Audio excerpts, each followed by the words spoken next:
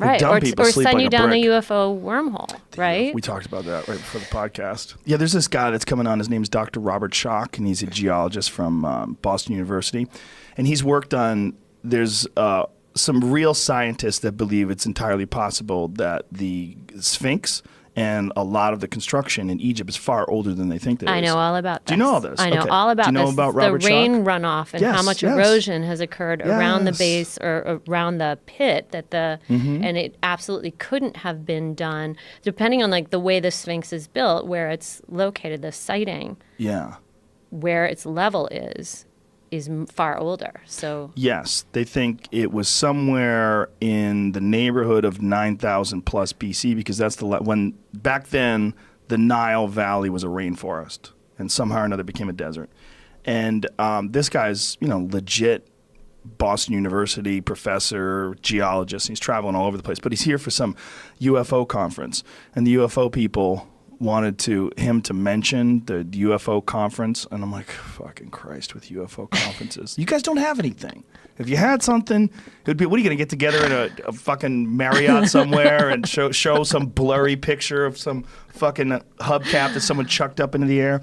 Like, there's nothing. Everything that they look at falls apart under scrutiny. There's like a few videos. Okay, I'm going to push back on Please this. Please do. Let's just say, what about, do you know the Disclosure? Yes, Disclosure Project. Yes. Okay, there was their first press conference when they got all the, I tend to be impressed by the military, ranking members. I'm sort of like, if you were guarding missile silos and you say you saw something hover above it and deactivate, I'm probably going to check that out a little harder. And there were just so many people that stood up, in that press conference and said that they absolutely had seen evidence, met extraterrestrials, seen the crafts, like in hangars, etc. Yep.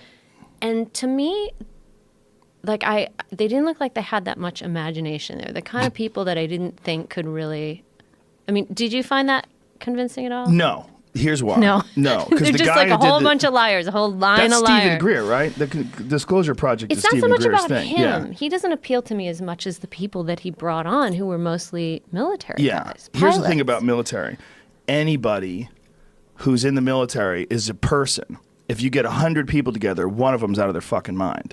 If you get 1 million people, you've got a shit ton of people that are out of their fucking mind that are running around that want extra attention. One of the best ways to say one of the best ways to get extra attention is to say you've had some extraordinary experience that separates you from the pack. It's one of the main points of delusion that people that are really out of their fucking mind will want to point to. I see things in people. I can read auras. I can tell. I'm a psychic healer. I'm an intuitive person. They all have this thing that separates them from the herd without any work whatsoever. I feel like a lot of these people are that. They want attention. And so they tell these extraordinary stories. Now, when you said they're not creative, that's a very astute point because they all have the same fucking story because it's the same story that's been going on forever. They just repeat shit they've already heard. Most of these people, I think, are full of shit. I think it is entirely possible that UFOs have been here, entirely possible that people have seen UFOs, entirely possible. But a lot of those people, my fucking bullshit radar just goes off. Bang, bang, bang, bang, Really? bang, bang. Yeah. I've talked to too many of them. When I did that television show, Joe Rogan Questions Everything, and I met with UFO people and Bigfoot people, I was telling you before the podcast, it cured me because I got to be around those people for hours and just talk to them with no cameras on. I'm like, oh, you're fucking crazy, or you're delusional, or your way of looking at things is not objective, or you're talking to me because you want to convince me of something. You're not just communicating the ideas that are actually in your head.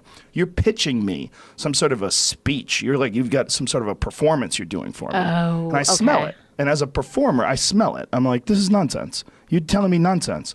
They were telling, well, you want evidence? I'll back a truck up and show you the evidence. I'm like, where's your fucking evidence? You don't have any evidence. You should have brought evidence. it today.